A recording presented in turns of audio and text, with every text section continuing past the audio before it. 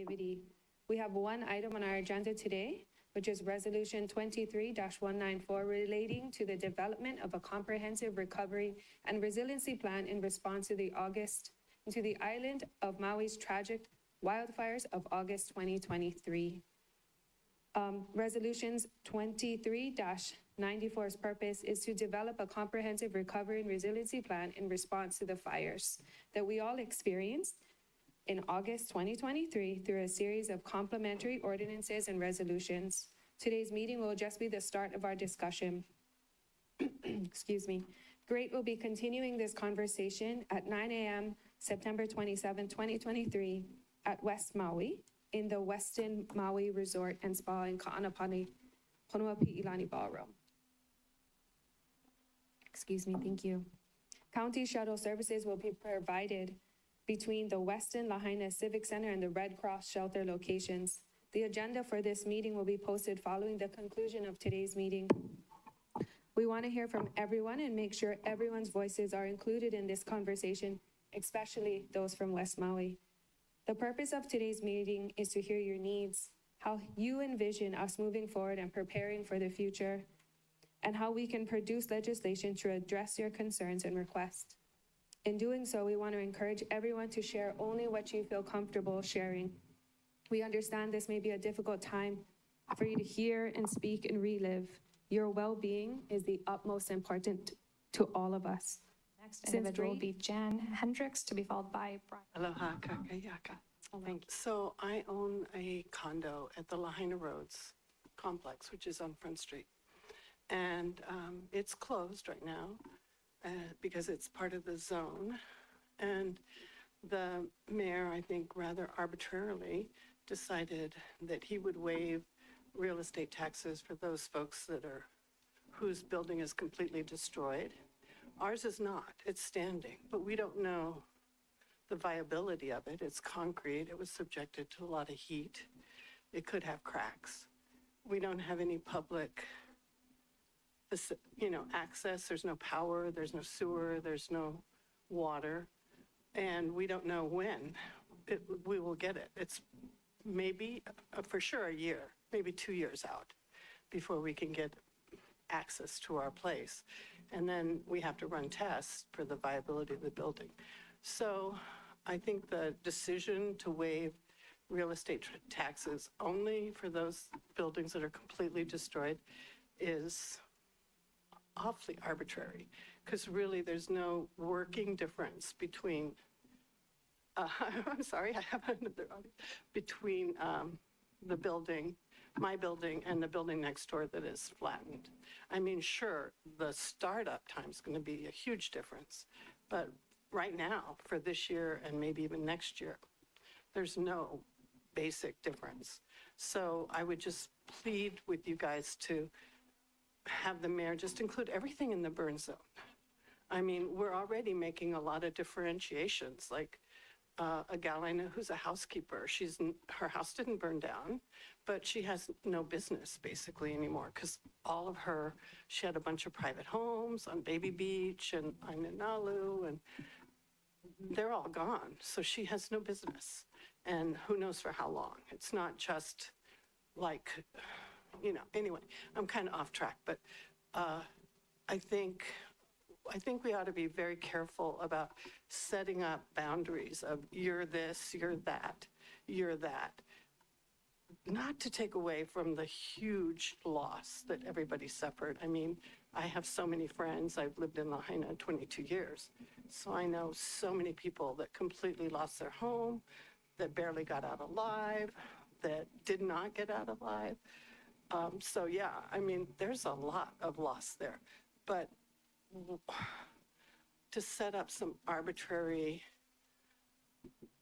boundaries about, well, your building's still standing, so you're okay. It's not okay. It's not okay. We need help. Our AOAO decided to still charge the full, is that my 3 minutes? To still charge our full maintenance fee, which is ridiculous. The other thing I would like to say is when you start looking at rolling out, please think about rolling out zones rather than making sure everything's okay first, because then that way at least some people can get started. Okay. Thank you. During this time of reflecting how this is going to be addressed, Yeah. you're requesting that it be part of the review, be the impact to all the different residencies, whether they're totally destroyed or not. And what I hear you saying is if it's not functional and you can't use it, then that It might as well be it might as well qualify for that. If it's not usable for 9 months, the tax break would be linked to the time where it's not usable, but when it is actually occupied again.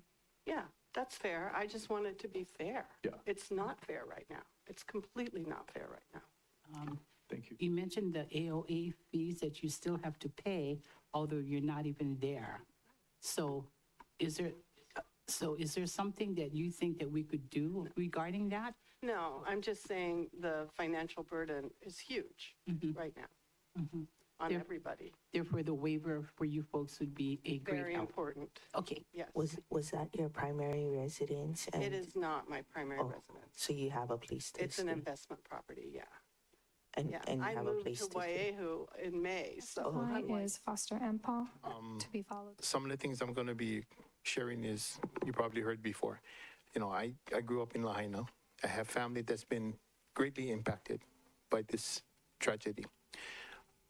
As some of you may know, I have several concerns on how we go about addressing the need to come up with a comprehensive plan, a fair plan.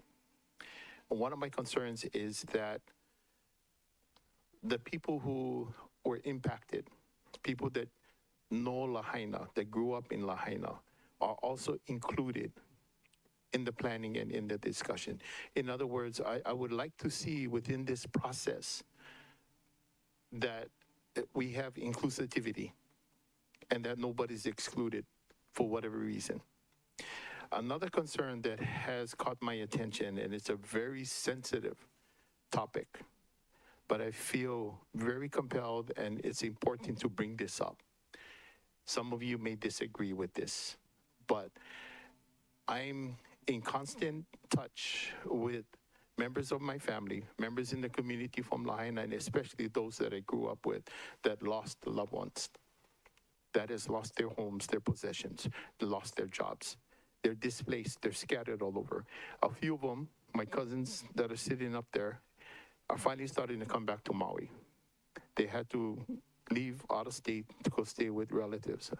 And I'm glad that they're coming home, but I'm concerned because what's going to happen when the hotels need to open up for tourism and then they're going to be displaced again. My family, my cousin Jeffrey, I call him my time capsule because when he left in 1976, all he remembers is Lahaina the way we knew it growing up. And he also, like my family, our loved ones were displaced when our grandparents were dug up to make way for tourism, and their remains were scattered all over the islands. The fire devastated Lahaina, so we have another tragedy. So that's the second time my family has been displaced. And then now the survivors of that fire are again looking at being displaced because there's no long-term solution. I understand it's going to take some time. The thing that I'm noticing in my conversations every day, people reaching out to me, is that if we're not careful in our approach and our process, there's going to be a cultural war. And I've had several people already making that statement to me. It's their words. Because what they're hearing is, on one side, people are making videos on YouTube saying that we will not let Lahaina become a tourist resort again. And other comments such as, you know, all of Hawaii is ready to fight. Yeah, I get it. I understand. You know, I'm proud to be Hawaiian. But yet at the same time, I'm very concerned that what's happening in Lahaina, the community and those that are leveraging this tragedy for personal gain, for political gains, let's really think about this because I do not want a cultural war to come out of this at all. Thank you. So you talk about these different groups. Are they large groups or Yes, like they- two yes. groups or three groups? I mean, Yes, how they are. split are they? They're large groups, and they're gaining momentum. They're gaining attention, and a few of them I've ran with for several years. Fundamentally, we share the same concerns for our community, for our heritage. But as you know, as I've testified back in March, on March 24th, some of those people took a drastic turn. They turned to bullying and violence. And these are some of the groups that are out there now.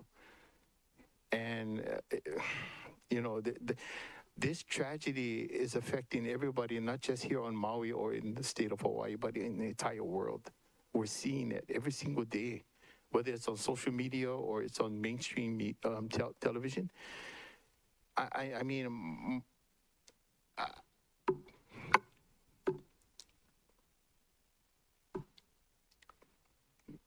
my cousins lost their home. That's our ancestral land.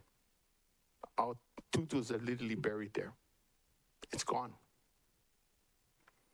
They're displaced. If I had $1 gazillion, I would take care of everybody first. Everybody, every single person from Lahaina. It doesn't matter whether you're a businessman or you're just a, resident. But I'm not. All I can give is my time, my energy, my thoughts, and my sincerity. I don't have a hidden agenda. I don't have ulterior motives. I'm not out there to do photo ops. I really want people to be helped in a real sincere way. And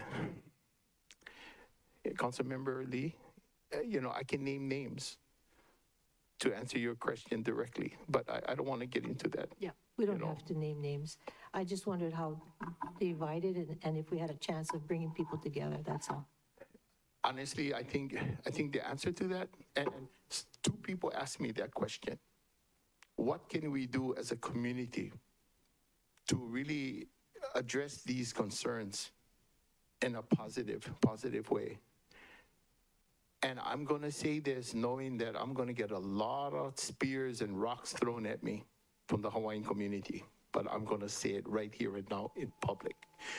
Every single one of us in our community, whether you're Hawaiian or not, the leadership needs to step up and take responsibility. Stop condoning all the BS out there. People are seeing so much of the tragedy being leveraged against the victims, like my cousin. Thank you. We as a community, the leaders in the Hawaiian community need to take ownership and start walking the walk and not just talk the talk. Thank you again for being here, Foster. I like the fact that you come and you speak truth.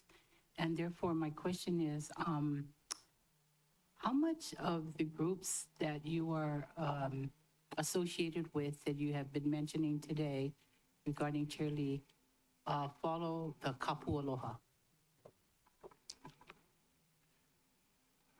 Okay, so to answer your question, I'm going to start with I don't belong with any group. I paddle my own canoe kind of thing. How many follow the kapu aloha? I don't know. Okay, I do know one, Lo'iloa, Kawewehi. Yeah. He has an educational organization and he's teaching the kids. Yeah. So I hear you when you say that there are several different groups. This committee is going to listen to everybody who comes out today and whoever comes out in the following meetings. But do you have any suggestion on how best we can contact everybody so that they can provide testimony? So we've done, obviously, this meeting, which was agendized, as well as we had some on the council meetings. We had a press release. I see that you share things on Facebook. Is there any other way that we can, get message out there that we are here to listen? I went to school with Rick Nava. He and I are classmates. So Rick is a leader in the Filipino community. I have accepted the kuleana in my family, the Kimokea Ohana. So when people ask me what title do I carry or wear, I really don't have a title. But I guess I am the family historian, because I do the genealogy and I do the research. So in my family, the Kimokeo Ohana, that's another resource. And then, of course, there's the civic clubs, there's the union reps. You know, these represent different facets of our community. And as I've said before, our community is multi-ethnic. You know, there's a few nonprofits groups like Pili Coco that can also assist in getting the words out. So I'm sure we can find, you know, reputable, credible groups out there. It just may take some time and some thinking. I'm June Lee Brown, and I'm really appreciated getting an opportunity to talk and listen and learn. This is very new to me, but I'm very interested. I live Mahinahina, so 5 miles north of the wildfires. Everybody evacuated to house and our area. Our business is affected. We're shut down. I've lived here 40 years. All 4 of my kids went to Lahaina Luna school, and so this is very near and dear to my heart. That I would love to be involved. I would be willing to work daily on a task force of some sort, of getting answers, coming together with what the prior person talked about with the different leaders. I know the people who are involved in a lot of those civic areas. I had started a nonprofit for the high school music department, and I believe that we need to get right in with the community and call people who are willing and able to talk about what we ask, you know, what we need together in the community. I know all of you are busy with other civic stuff, but the community itself here, we can do this. We can come together and form a way to ask all the questions, cover all the needs of our community as best we can, set a plan for how to recover, how to heal. I put together an outline of what my vision of Lahaina Town could be. I don't want to impose that on everybody, but it's a starting point to interject other people's ideas. And I don't know who to share that with. And then the idea I heard from, I think it's Gem, is building temporary homes for people in Kapalua. That's just way too far away. Nobody's going to want to be out there. I was a think tank when the Wailuku and Lahaina Resource Center was being built. And so I know how to work in a task group. Anyway. And then quick question, what is that nonprofit that you mentioned that you started for the music department? It's the Friends of Lahaina Luna High School Music Department. Okay. Friends of LHS Music. Testify is Pamela Tumpop. As we're rebuilding, even now, are we rebuilding better? Are we still using the wooden telephone poles? Are we using the metal ones that they use in Guam? As we put communications back, are we deploying more Wi-Fi that is movable and changeable, or are we putting in more overhead lines? We've got so many issues that we're trying to tackle all at once. And right now, I think the key issue is we've been trying to help get businesses back to business, and now we're allowing people to get back in to see their businesses and their homes. And thankfully, everybody's going to be given the appropriate protectionary gear, so that's going to be a huge help, and we're grateful for that. There are still so many communications issues. And let's just start with the very first one. Every time we make an announcement, we really should be talking to those who've been displaced about housing. Every time somebody says something about a reopening date or whether a meeting's going to be held, or what's going to transition on the housing plan. People are scared to death about housing. And we need to get really clear on that plan now. They're very worried about any opportunity for reopening, like the Maui Invitational, just the October 8th date, any new projects that come up. So we need to start talking and, surveying those who are displaced, because we're hearing things across the board. Many are saying they're afraid to move outside of Lahaina because they're afraid they may never return. And so they don't want to move outside of Lahaina. So they want solutions in Lahaina. Some are saying it's too hard for them right now. But we've got to start addressing what are those prompt transitional housing projects that we can get going now.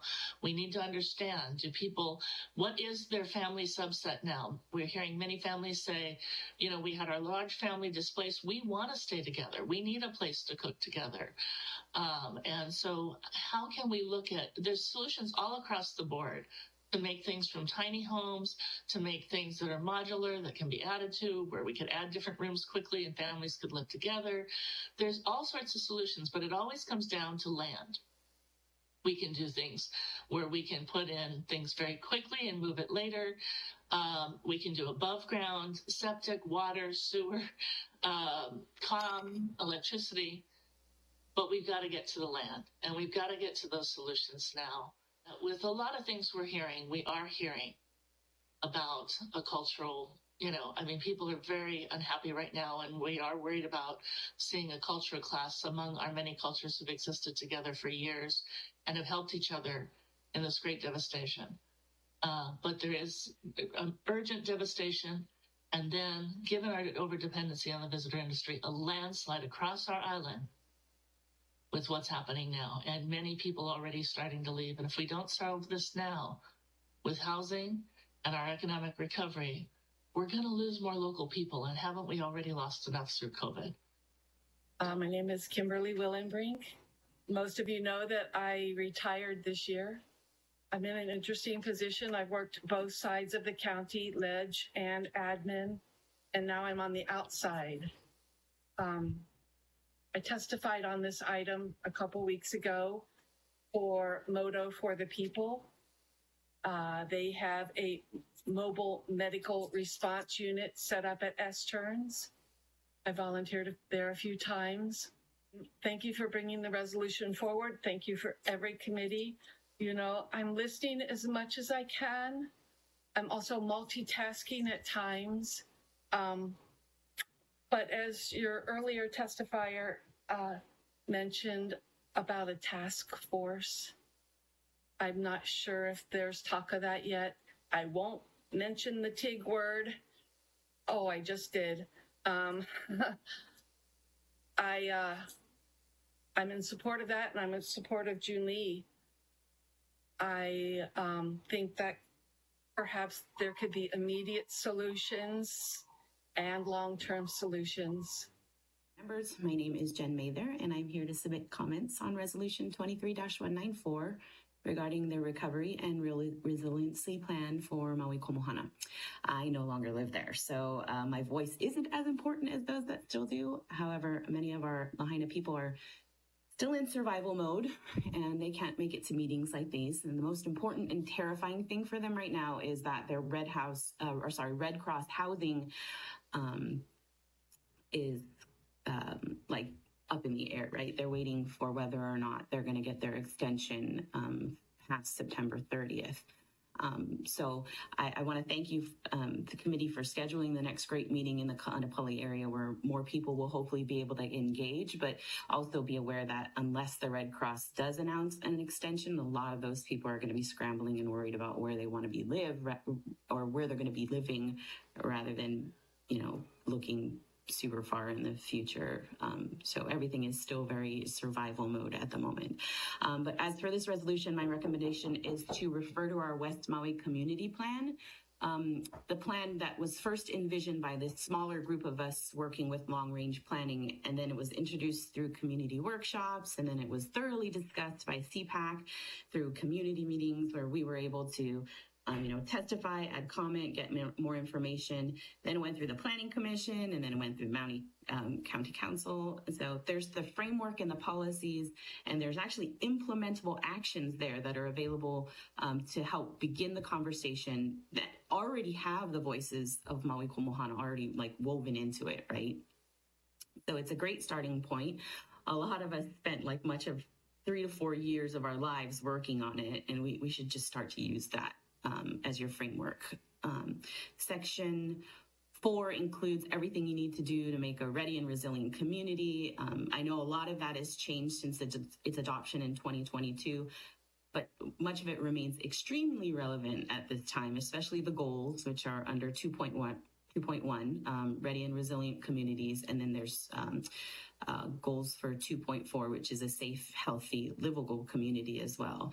And I know you're all aware of this, and I just want to recommend it as your starting point to, begin meeting about the scope of work that you have that needs to be done in your committees. And then I also want to recommend that when things get directly referred to committees, that special committees that are created so that it's not just council members talking among yourselves or I guess like responsible for all the information gathering, right? Because there's only so many of you, but there's this whole community that wants to help behind you. And it will also allow those special committees. Did I say special committees? I'm so lost. It's so early. I'm so sorry. Anyways, if you do special committees, then you'll be able to include community members like the previous testifier, June Lee Brown, right? She would be able to be a resource for that committee. So it would be like a task force that she was asking for, but it would be more specific. Sorry, I will finish up to the whatever resources or whatever council committee is speaking about the specific things that they are speaking about in their committees. So rather than this huge overarching task force, you just have little specialized ones. But that's it for now. Stephen West on behalf of the ILWU. First off, I want to apologize that I haven't been here sooner. I'm a product of Lahaina. I grew up on Hawaii Street, then Waiakuli. And, we've been talking with our members who have been affected, and it's been devastating, and a lot of them want hope. They want to get back. They want to start the rebuilding process. They want to, start everything back. But, the hard part is it's a plantation town, right? So, I have sent some correspondence to some of the council members about some provisions in the emergency order that would allow unpermitted structures being rebuilt. And I would ask the council to take a hard look at that, because many of these structures that were lost would not stand up to current code. So there's going to have to be some give and take there so we can get these families back. One group that really hasn't been here is the Filipino families, and many of them work 2 and 3 jobs just to make ends meet, literally just enough time to sleep and then go back at it. I've spoken with many of them. They need hope. They need hope. And, I'm committed to being a part of that. Hopefully, between the administration, this council, and the governor, we can get people back in those homes. But in the interim, I think this council needs to look at possibly transit vacation rentals, Airbnbs, those, and put a moratorium on that, because really what's started this housing crisis is the resort areas spilling out into our communities. So, there is a faction that basically is upset with the amount of tourists, and I understand that. But our organization advocates keeping tourists in the tourism zones that are hotel zoned, not in our communities. It's sparred high costs of rent, high costs of homes, mainland speculators coming into Hawaii and literally buying up chunks of homes in our communities that really have no interest in our community. They don't care about the local people. So I would just ask you to consider that. I would ask the administration to consider that, ask the governor to consider that, because we need to get local people back into our communities somehow. And we need to make it affordable. Rents at, $2,500 for a one-bedroom, it's impossible with the current wage structure. So I'm sorry. So earlier in your testimony, you said that many of the homes, because they were plantation homes, and they were unpermitted dwellings or structures, and you were looking for a way to allow those unpermitted structures to be permitted again. Correct. Or to be permitted, period. Yeah. Do you have some ideas about that? Well, I think in HRS 26 and 27, I think I sent you some info on that. But there is provision in the HRS after a state of emergency to allow those unpermitted structures to be rebuilt, but there's hurdles that have to be gone through. So I think it's up to this body to vent that, so that can happen and make it so these people can actually get back in there. Because if not, you'll maybe have just a one bedroom and that's it. In a previous working group under my predecessor, one of the solutions to the housing was to have a set of plans that would be pre-approved. Would something like that satisfy the need if they had pre-approved plans and then they could choose from whatever option, like 1, 2, 3, 4 bedrooms, and then because I believe in a previous meeting, Member Cook's concern with unpermitted structures were the ability for folks to get insurance and things like that. Correct. So if they had a set or a number of plans that were pre-approved to be okay to go depending on where you put them on the property, would that satisfy the problem? I think we have to look at the footprint of a lot of those lots and find a way that we can put permanent structures back in there that will offer the same type of amenities that were there. Because I know along Front Street up towards Chart House, there were a number of units that had multiple families living in. And I think it's going to take a real hard dive into that, a lot of compassion, because, I'm all for it, really. Sorry I get so emotional, but it's just, I know a lot of those people up there. And so they just want to get home. They just want to get home. And so whatever we got to do, let's sit down, work all night if we have to, and get it done. Because like I said, they just want hope. They just want hope. I know too many people have moved away. They've just left. They've just left. They're gone.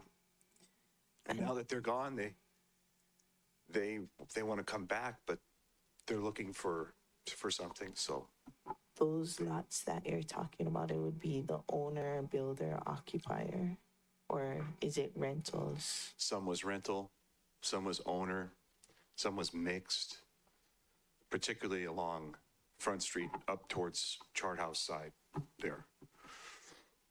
And even Lahaina Luna, the bottom side too. I mean, I don't have all the data. I just know some of the families, some of the renters, our members. And so I believe they are planning on having the kukuya finished by the end of 2024, which would be 25 4 bedrooms, 72 3 bedrooms, and 100 2 bedrooms for rent and pulelehua. And they are ready to begin kukuya again as well. So if that can offer some hope for the renters, at least they have asked to be let out of the lottery system, and maybe it would be a lottery for the displaced or something like that. But just to offer some hope of things that are already going forward. Yeah, I appreciate that. And, you know, I was talking with Angus, and even that bypass, if we could get the bypass, if the president could administratively lift some of the hurdles that we have for that bypass to be built, that might even open up some opportunities for housing out the other side. I personally, I would hope that this council would consider a moratorium on transit vacation rentals and TVRs, you know, the TVRs and Airbnbs, because that, until we get our Ohana back, permitting TVRs and B&Bs and Airbnbs, it's counterproductive. So, sorry. Yeah, we're not permitting them. They're allowed by zoning. Yeah, I'm just saying, if this council would do a moratorium on that. Earlier in your testimony, you were saying how you represent a couple of people or several people who cannot come here and join us because they're busy, and I understand that. I just want to let you know that I read all the testimony that comes in, so please have your members send us testimony so that they can be involved even if they're really busy. We'll do that. Thank you know, you. a lot of them are in hotels, and some of them aren't. We have some members that have come into Kailua, and we've found like 5 families living in one home. Yeah. And because they didn't want to stay in a hotel. They didn't want to stay in a hotel. So we'll reach out to them, and we'll definitely encourage them to submit testimony. And thank you for that opportunity. Please, thank you so Testify much. is Dan Brown, to be followed by the person. I've lived in Lahaina since I moved here to Hawaii 42 years ago, and I've run a small business and employed employees. All 3 of my field employees have lost their homes. Thing that I want to bring up, and it's interesting, I can't remember the exact words, but this is like the Transparency Committee is in the front line of it. And yesterday we were having an informal meeting together, a few friends of mine and I, and a very angry man came up. And, you know, I love hearing conspiracy theories because I can usually debunk them. And he was super concerned. He literally interrupted a half dozen people who were having an intimate meeting to rant about the fact that his rumor is that the right before the fire, the sunshine laws were waived before the fire. And then he was rating about where the tiny homes are being put out in Kapalua on West Mount or Maui land and Pine land so that they can get their zoning changed. And that the same thing in Olowalu, these cherry places that the zoning has protected from development are being surreptitiously allowed to happen because of this fire. And even the appearance of that, you know, we've watched the Gentleman Farms take out Haiku. We've watched Laniapoko be built where nobody farms, right? We've watched this happen to our community while I've lived here. And the fear that that's happening again under the guise of this fire is large in our community. And I don't have a solution to this except that for the council to make it a point to make sure you're combating that misinformation, if it's misinformation, and if it's not misinformation, to make sure you're really careful. Because another previous testifier talked about the anger in the community, and this man was angry, like scary angry. And, you know, I try not to do that anymore. I've grown up. I try to be a gentleman. So I'm about that. And then the other, secret zoning changes, Kapalua, tiny homes, Olowalu. And is there a change? Can anybody answer me? Has there been a change in zoning for those projects? I see them doing something, and it's not clear from the name who's doing it. Looks like tiny homes going in Olowalu. I know Jem is trying hard to do things, but there's no clarity about what people are doing, at least not that we can see. And then the other one is to consider some prefab housing. I love the idea of having a pre-approved zoning plan for people. I really think, because, you know, up now it can take a couple of 3 years to get a zoning thing through, and to have something where you could have a plan that, okay, this goes in, and people could, you know, you could have people bidding on a similar plan and hopefully get scaled improvements to build it back fast. And the other one is where I live, across my next door neighbor is building, the only one I know of that's zoned, and they call it a dormitory zoning. It was built a while back, but it has, and I've never heard of this anywhere else in the world, but the person who was managing it told me they were permitted that way. And they have like 6 or 7 nice, you know, a communal kitchen in one section, but separate kitchens for others. So they're able to house a relatively large number of people comfortably on a small footprint. It's almost like miniature apartment building.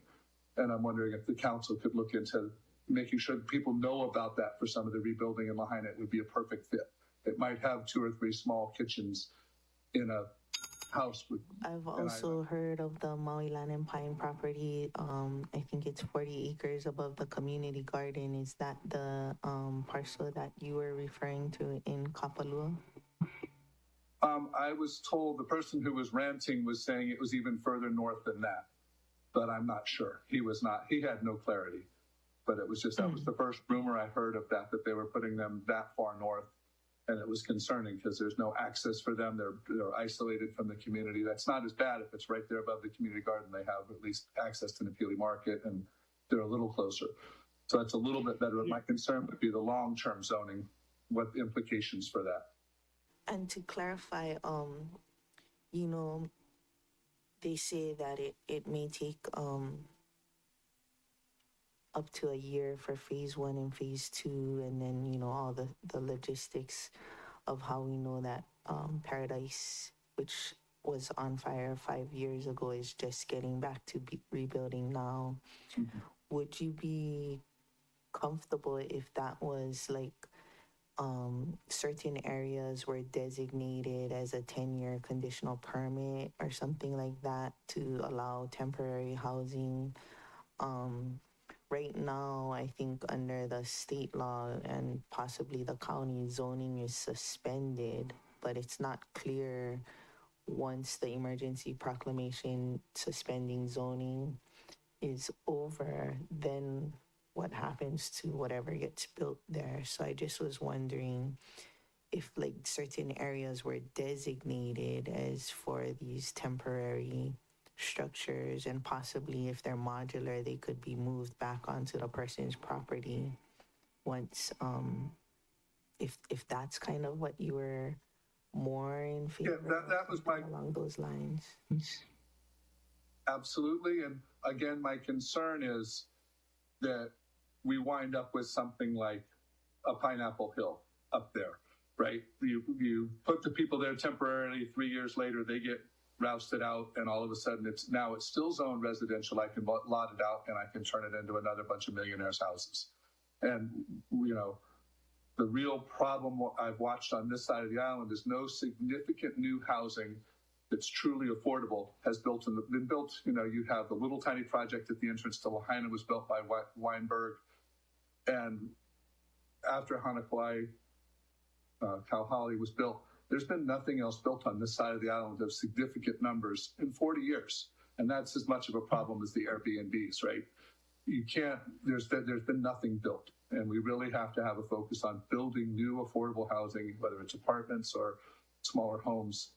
But something's got to be done. It's in my backyard. I'm suffering from the dust every day from them. And I got on the council and testified in their favor. I'm really angry at Alpha Construction right now, but it has to be done. Even though it's in my backyard, literally, I lobbied for it because housing has to be a priority. So, like, to clarify, Pukoli Village, Mauka of Ka'anapali Hotels, there's 249 acres in our community plan that's set for at least half affordable housing. Are you saying those things that are already in the community plan, that are already dedicated to affordable housing, those are the things that we should really push forward at this time? Right, red and zoning, someplace new that we don't know. We have no long-term plan for it. It's outside of zoning. We've had that plan up above the sewer plant, up between that and Kanapali Hillside. That area has already been zoned and nothing's been done. If I would put Kanapali 2000, I don't understand why we didn't put those temporary housing there. Instead of opening up something brand new and opening a Pandora's box. We have areas that are zoned. Move it forward. Find a way to keep permitting not to take so long and not to disparage the they're trying to follow all the rules that are in place, and it takes that long to follow the rules. I understand the planning commission has to do their job or the department, but we need to really look at what's taking that long to do it and get things moving forward. Thank you. Thank you very much. And again, like my wife, I'm completely willing to be on a task force or a committee with my experience in the community. This point. As we begin to think about how we're going to navigate forward, I know not everyone is comfortable coming up here to testify. Ironically, I do not like public speaking either. So if you want to get involved, but you don't want to, come up here and testify, please know that written testimony is accepted.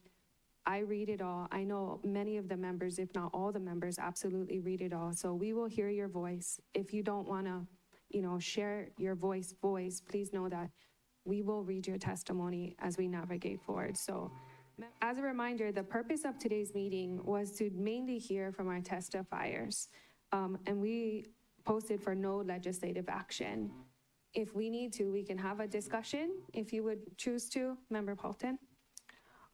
Thank you. I would like to have a discussion by just throwing out some of the things that people have been telling to me.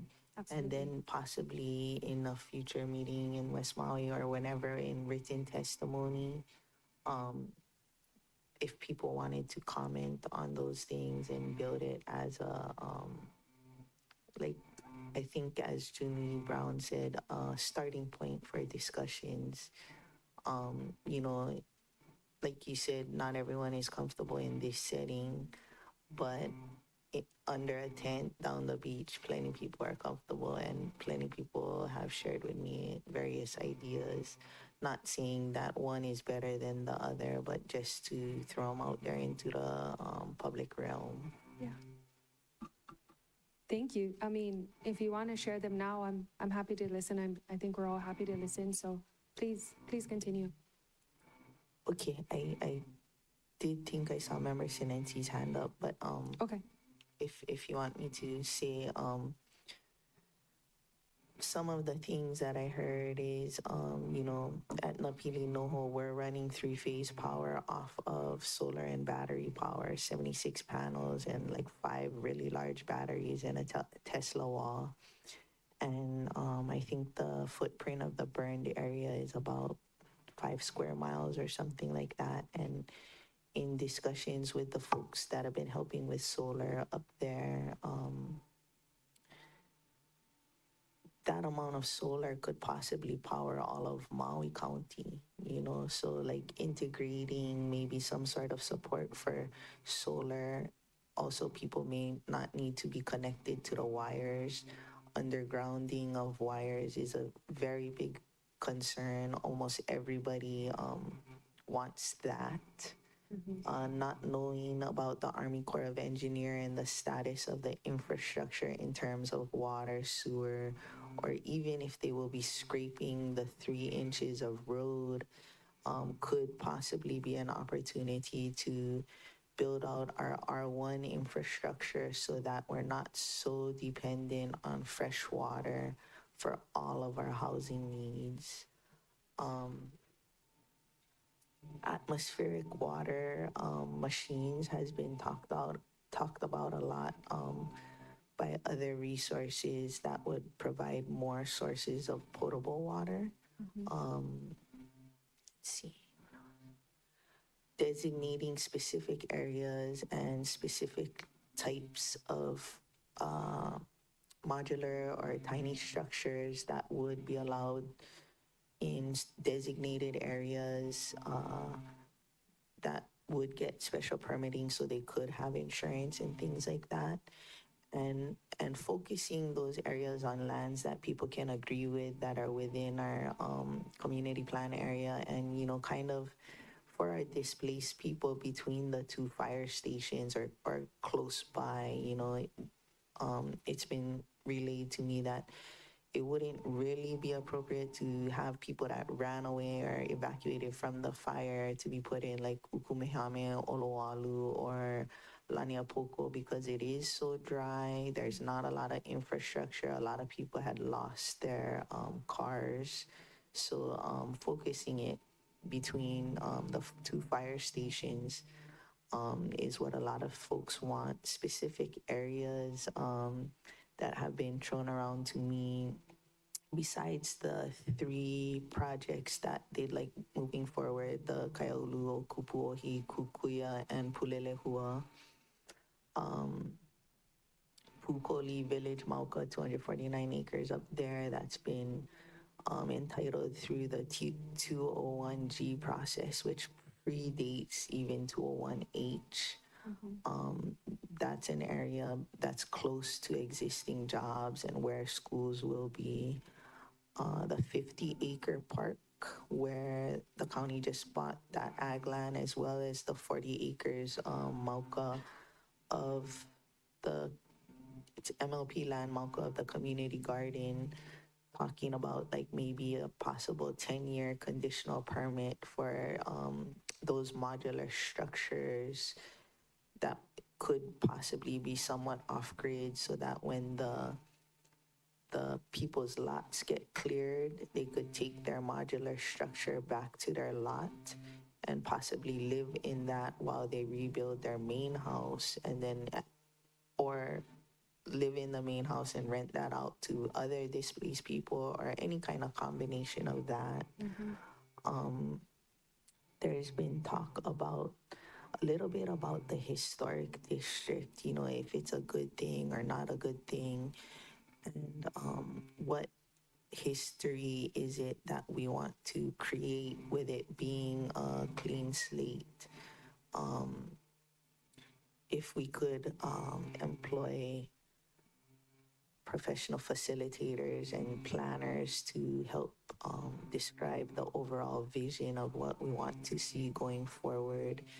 If it's necessarily the plantation era, when there's so many towns in Hawaii that have that plantation era. Like, I mean, I'm not talking about tearing down Pioneer Mill smokestack or anything, but like what historic aspects of Lahaina do we want to comprehensively bring forward? And definitely Moku'ula was brought up, local Mokuhenia, even the traditional name of Lahaina as Lele and Kamalu Ulu o Lele, visions of just a huge grove of ulu trees bring back that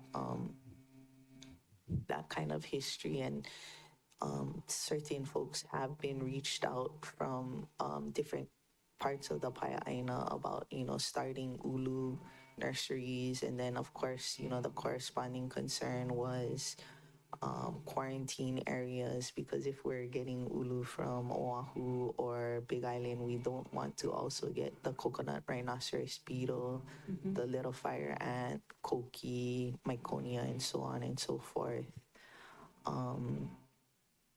The idea of the sea level rise exposure area being a setback, the ideas of multimodal transportation, sidewalks, and larger streets. Although there is a little bit conflict if we need to make the streets wider, there is concern of taking a 6-foot easement from existing property. Another idea to combat that was there was talk about one-way streets on those substandard side streets and making a traffic flow plan if getting easements on people's lot lines is not something that like a whole street is willing to do. And then having sidewalks and multimodal transportation paths, greenways and bikeways and things like that. You know, some folks were saying like if they had their bike, they could have gotten out easier or things like that. And just, you know,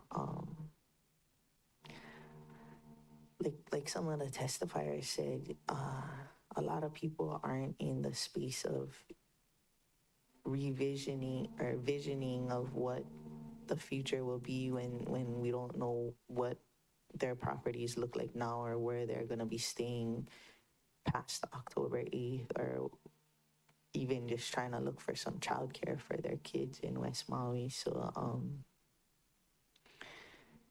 in just listening to the testifiers, I mean, I'm not blaming or anything, but it was kind of I don't think the full range of possibility of this situation has been given a chance to be expressed by folks because of the headspace that a lot of people are in and the fear and the uncertainty at this time. So possibly if we are able to give a framework or a starting point for discussion that can help to draw people out of that headspace of where they're at right now and a goal and a hope of where it can get to in the end, possibly with everybody signing into it. Thank you. My question was to our OCS lawyers, and considering the emergency proclamations, I know we can continue with ordinances, but what falls under our purview so we can be really succinct on how we can actually help as a council.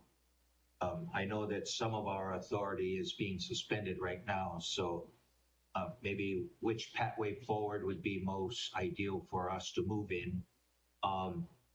And also, Chair, I think, Mr. West brought up the bypass, so that would be under the state purview. So if we could somehow invite the state to come and be part of our discussions, or at least have them present, or they can, or at least listening into our meetings. One idea that I've heard and people have called is for those residents who maybe want to build back the same and who might have those plans, the planning department still have those plans in their departments. Maybe they could, instead of going through all the permitting process, just continue those same plans, and then maybe that can kind of help to speed up the process. But those are just to the extent the governor's emergency proclamation, the 7th, and the mayor's third emergency proclamation suspend laws. They have suspended laws to the extent those laws might impede the response to the disaster, as they don't prevent the council from enacting laws to respond to the disaster. So I think you're free to consider any particular ordinances that you'd like to consider in response to the disaster. I'm going to reach out to some of the state House reps, because they have created a task force to invite them into this committee so that they can also hear from the community before they decide to make legislation for themselves. Wish we had more testifiers today, but from the people we heard from, they provided a lot of good information.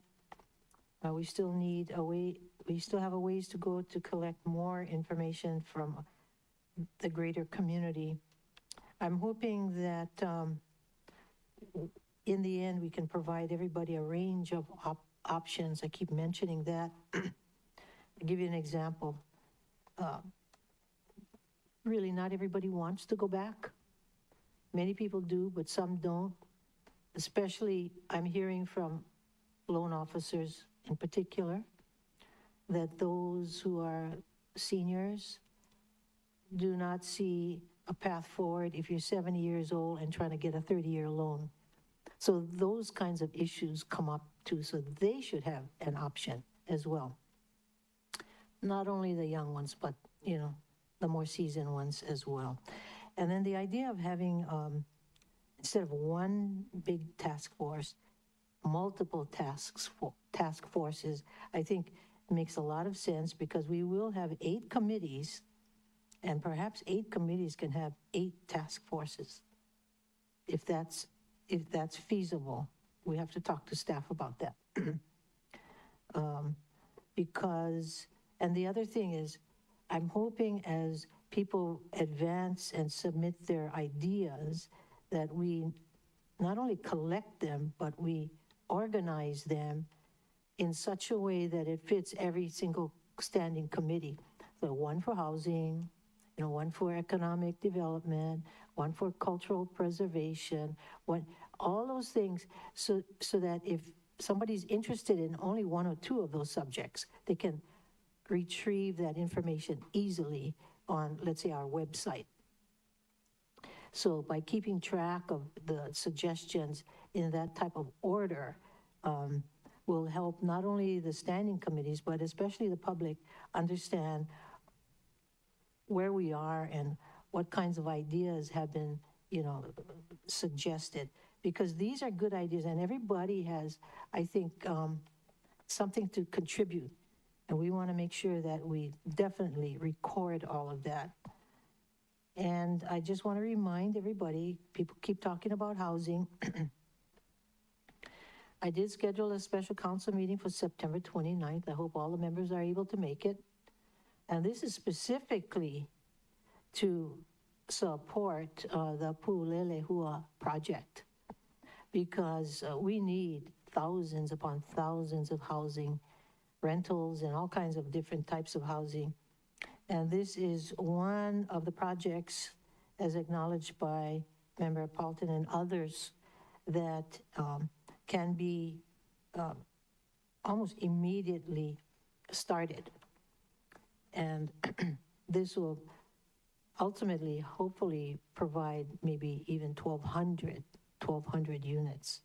So this is the meeting on Friday, is to generate support for it so that the mayor will move forward.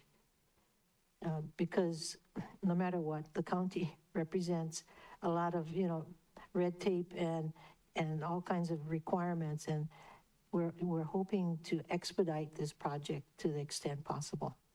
So if you could consider my suggestions about organizing the information and keep adding to the list of all the ideas so people can see that their ideas are being recorded. And when the time comes, each standing committee can use all of these ideas when they start deliberating. Thank you. Thank you, Chair. I will add that our committee and our staff have been working to figure out how we're going to structure these meetings so that this committee with all the other committees can be as cohesive and work in concert as we navigate our way forward. These first few meetings, though, we didn't feel it was appropriate to have any specific directive, as we wanted to hear from the community, as we all know, so that we can create some directives. And so this committee will be going forward, structuring our meetings a little bit more specifically so that people can have a focus and people can have a topic to focus on for that specific meeting. Thank you for that. I appreciate it. And I took notes of your suggestions. Member Paulton? Thank you, Chair. When Chair Lee was speaking, it reminded me of something that I had left out in speaking to one of the former residents of, I think, Halemaha'olu'eono.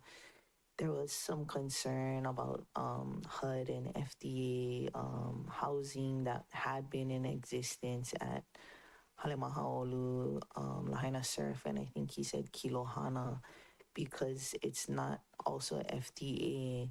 They weren't put to like the top of a HUD list in other areas like Kulamalu or something like that. And they're saying like, not getting into too specific, but like there was a 72-year-old resident that was paying like, $200 a month based on his income or something, and being not put to the top of a HUD list for alternative housing. He's very concerned about how, like, his future, and like she was saying about a 30-year mortgage in your 70s. Another concern that had been brought up is, I guess, Cmte and the Kako Maui place, they wanted to be linked to some of our websites, like MauiRecovers.org as a resource as well, or Maui Nui Strong. That was one other concern that was brought up to me. about being able to have a look at all the resources that are available to folks through recovery. And shucks, I guess I should have written all this stuff down as people told me, but that's what I can remember right now. You have a pretty good memory. That was a lot. Do we have any more? Member Cook? Thank you, Chair. Regarding infrastructure for both Lahaina and the island as a whole, this process, one of the fundamental things to be able to get federal, state, county financing and alignment, and for major infrastructure projects, be it water, wastewater, putting the utilities and communications underground, is for community support. And if during this process of these hearings, if the community can, for the public right-of-ways, every private property is where people will be tapping into it as they wish. But if the community can understand and focus on coming to an agreement of what is acceptable and what is desirable, then we will be in a position of a county to petition, to plan for, to budget and petition the funding to implement these projects, which will take several years. But without the public support, if the public remains divisive, it's going to be difficult to get the funding. So I just want to very encouraging and supportive that the community's voice has a lot of weight and a lot of substance, and the redevelopment of, as well as in my district, the flood control and fire prevention. The public support carries a lot of weight in the government's ability to be able to implement these plans. Thank you. I'm curious, I'm not sure if admin is on the call. Did you invite admin for housing?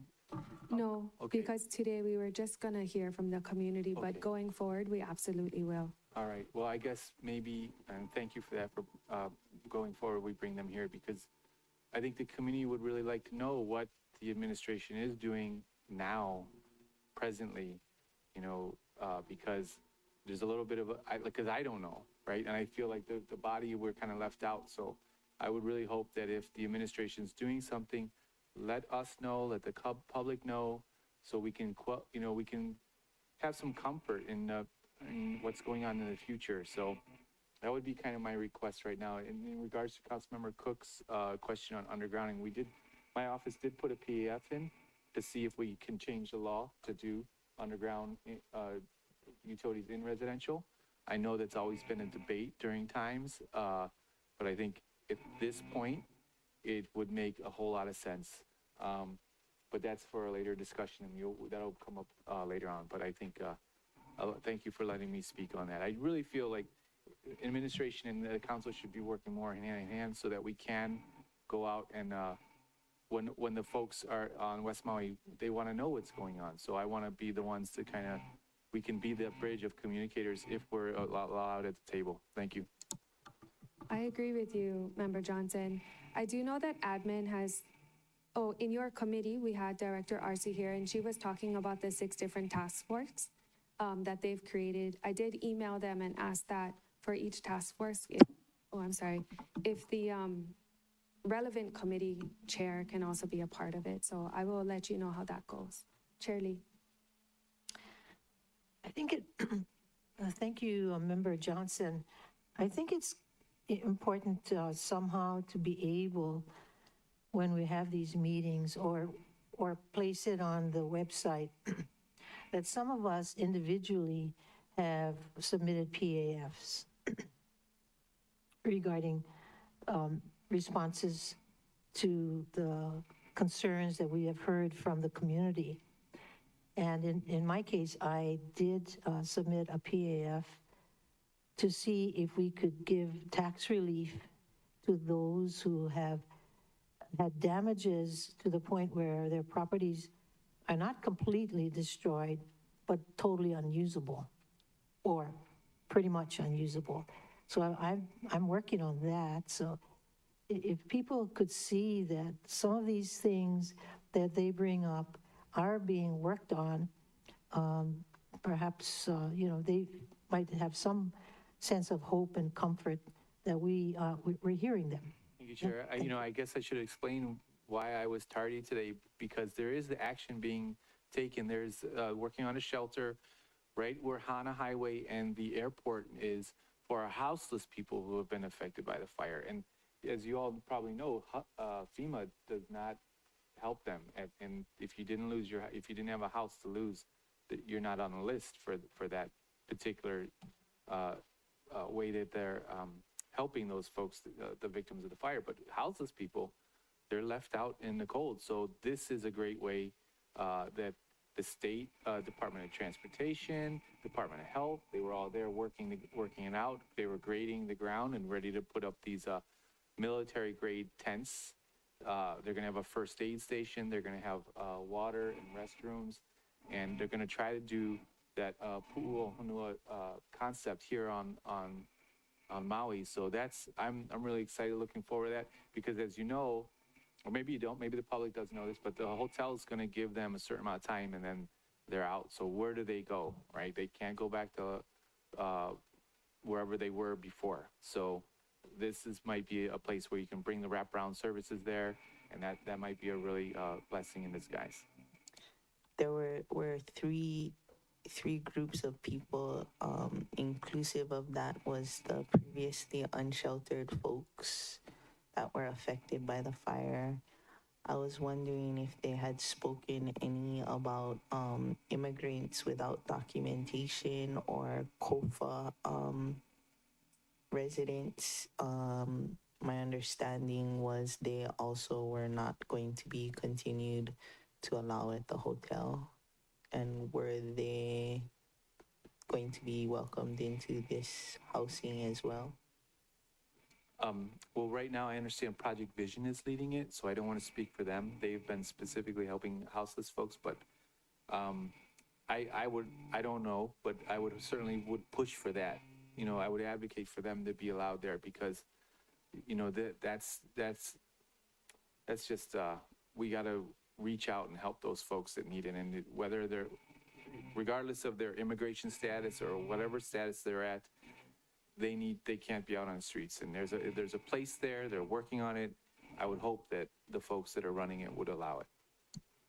And I don't know if this is for this meeting or what, but all of that is a concerning situation. But for COFA, who was previously allowed into Hawaii because of the disaster that America bombed their countries, I don't think that this should be counted as double dipping to disaster relief. So I don't know if that's us or the federal government or whatever, but this fire is a separate disaster to what America bombing their countries.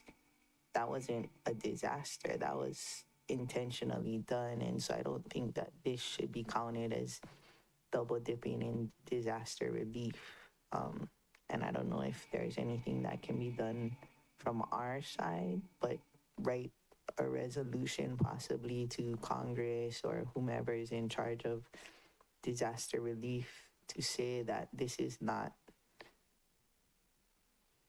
taking advantage of disaster relief twice. The first one was America bombing them, and so that was America's disaster. That was on them, and this is just the regular disaster. Do we have anything else before I adjourn this meeting and we continue on the 27th out in Lahaina at 9 o'clock in the morning?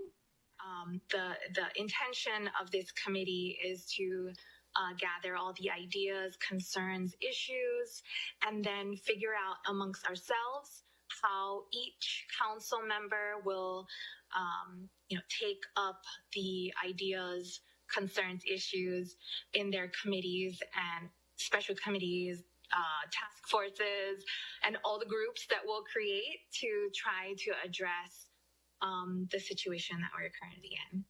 And then from there, we'll likely develop legislation or work collaboratively in bringing the administration to our meetings so that the community will be able to hear the answers to their questions that, we perhaps as a legislative branch don't have the answers to, because it's more the administration that's working directly on a lot of these issues. And then from there, we'll continue to do this work and advance legislation on the community's behalf. Is that an understanding? Is that a correct understanding of our process? Yep, pretty much. So yes, today's meeting will be adjourned, and then on the 27th, we will start at 9 o'clock out in Lahaina. And so for the public, if we adjourn today's meeting and you've already testified, you can still testify again on the 27th. So today's testimony does not limit you from further participating in our next meeting. So yes, so this committee is going to, and its staff is going to figure out how we navigate and we best structure our meetings going forward. So the first few meetings, we are going to hear from the community and hear all of our testimony and kind of get those organized. And then internally, we are going to organize and structure our meetings in this committee going forward, and then work in concert with the other committees that we can have some sort of cohesive movement forward. And so we're not just, all kapakahi, and we're kind of working together, because we don't want to redo what admin is doing, and B, miss anything. So collectively, as us, as a council, we'll work together with admin and state and whoever else we need to in this committee, as well as the other committees, and do whatever makes sense for everybody. So if it's what Chair Lee said, is making special task force in each committee, I'm sure we're all happy to do that. If it's one large one to create small ones, I'm sure we're all happy to do that. So,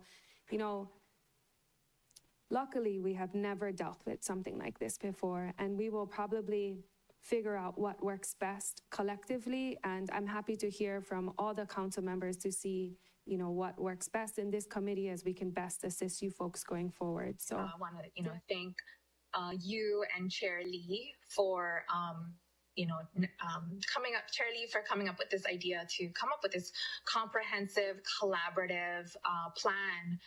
So that we each aren't being duplicative, but really complementing each other's work. There was a question that Member Johnson asked earlier about having the administration here to answer questions in your committee. But my understanding is that's premature, that we're just collecting information now. We're going to divide up the work, and then from there, we would start to have the administration if that's something that the committee wants to do. yeah, so what I'm thinking is we will probably have the admin come here and hear from us, and have some specialty people come in this committee as well, as we collect ideas and help us create ideas in this committee, and then it be dispersed out to the different committees. I'm not too sure how many meetings we're going to have with this resolution, but it is safe to assume we will have several. However, I'm happy to chair however many we need to best work with you guys as other committee chairs, as well as the community. I'm extremely flexible, and I hope everybody is too, as we figure out how best to move forward. So if we have admin in this committee, I'm happy to host that. If we have admin in your committees, everybody else's committee, I'm sure you guys are happy to host those as well. And then we can probably have broad discussions in this committee, and then specialized discussions in your folks' committees. For like the West Maui Community Plan, and there's something else. Oh, the Maui the Water Use and Development Plan. We stopped having committee meetings during the committee week so that we could complete this work. Is that something that we as a group, as a council, want to do, since it's kind of like we would figure out a plan and then we would execute the plan. And so if we continue to have our committee meetings, kind of as, you stated, kapakahi, that there's not a really organized effort to try to figure out who is taking lead on which ideas, issues, concerns, that we should likely figure out this plan first, and then we continue to move forward after we've figured out who's doing what. Yeah, thank you, Member Rollins Fernandez. So I've flirted with that idea in discussions with Casey and everybody else. We were trying to figure out how this goes first, and then I didn't want to ask for anybody's time without really kind of vetting this process through. So if you're happy to do that, if anybody else is happy to do that, I'm happy to chair, over a substantial amount of time so we can have some direction, which is, I think, what we were talking about, but we haven't made any official decisions. But I do appreciate that. And like I said, I didn't want to ask for you guys to give up your time without really knowing how our meetings are going to be structured. So we will keep in contact, or at least, not to violate the Sunshine Law, but Casey, guys will keep in contact, and then we can figure out how to make this work best. Thank you. Mahalo, Chair. And I would be happy to give up my meeting time so that we can get this plan done first, and then we move forward knowing what we'll be taking up in our committee. Mahalo, To Chair. clarify for the Westin meeting, that it would be similar to this, where it would start at 9 o'clock and we would run out the testifiers unless our cutoff time is 10 o'clock p.m.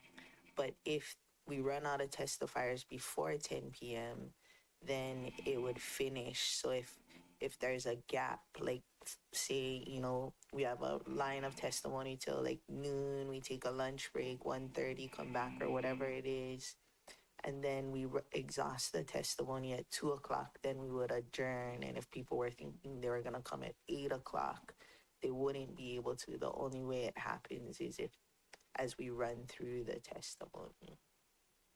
Yes, so we did reserve the space from 9 o'clock in the morning till 10 o'clock at night. As it is, it's quite expensive. So we wanted to make best of our time and best of our taxpayer dollars to be out there. So if people what's the capacity of this space?